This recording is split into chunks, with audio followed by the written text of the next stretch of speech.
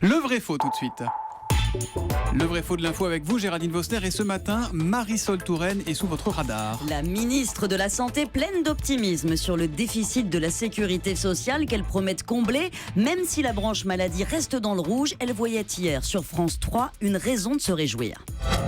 En 2011, ce que les Français devaient payer de leur poche pour leur santé était plus élevé que ce qu'ils payent aujourd'hui. 1,5 milliard de différence pour l'ensemble des Français.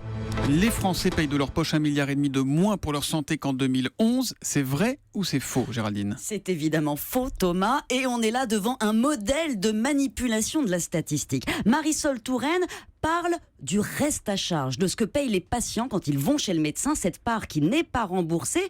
Comme elle a rendu quasi obligatoire les complémentaires santé, mathématiquement, cette contribution baisse en pourcentage. Le reste à charge payé par les patients est passé de 9,3% du total des dépenses en 2011 à 8,4%. C'est ce point de différence qu'elle évalue à 1,5 milliard.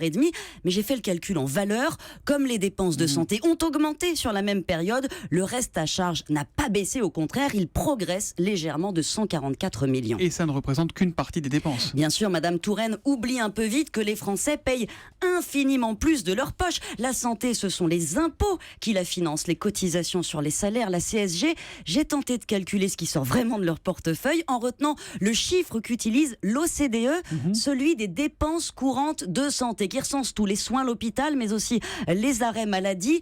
262 milliards d'euros en 2015. Et si l'on retranche la part payée par le privé, les mutuelles, ce fameux reste à charge, il reste plus de 200 milliards qui ne viennent que de l'impôt. Et ça représente plus de 3 000 euros par an, par habitant, et même 4 000 euros si l'on ne prend en compte que les plus de 18 ans, ceux qui cotisent, c'est 275 euros de plus qu'en 2011. Donc ce que les Français payent de leurs proches est en fait très loin de diminuer. Et c'est donc un faux pour la ministre de la Santé, Marisol Touraine. À demain les experts.